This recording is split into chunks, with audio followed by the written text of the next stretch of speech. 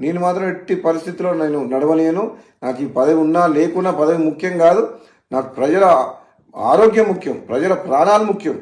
Tender వేసి wine shop వాళ్ళకి ఏం చెప్తున్నామంటే, నేను మీరు టెండర్ వేయదలుచుకుంటే వైన్ షాప్ల పక్కన పర్మిట్ రూమ్ అని ఉంటుంది. అది మా డే టైంలో తాగుతుర్రు. అక్కడికి వచ్చి అక్కడ అందరి చుట్టుపక్కల ప్రాంతంలో అందరికీ ప్రాబ్లమ్స్ అవుతున్నాయి. అక్కడ పర్మిట్ రూమ్ అనేది ఉండదు. మా మున్గోడులో మేము నడవలేము అని చెప్పినాం. అలౌ చేయను. నేను ఎమ్మెల్యేగా ఉన్నంత వరకు ప్రజల ప్రాణాలు, ప్రజల ఆరోగ్యమే నాకు ఇంపార్ట్ తప్పితే ప్రజల జీవితాలతో ఆడుకునే ఎవరు ఏ పని చేసినా ఎట్టి పరిస్థితుల్లో ఒప్పుకునే ప్రసక్తే లేదు. ఊరు బయట ఉండాల్సిన వైన్ షాపు ఊరు సెంటర్లో ఉంటుంది.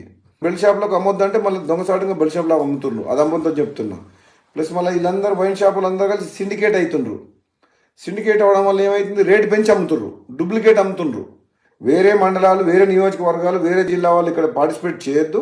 వైన్ షాప్ లొకేషన్స్ కూడా తప్పున్నాయి.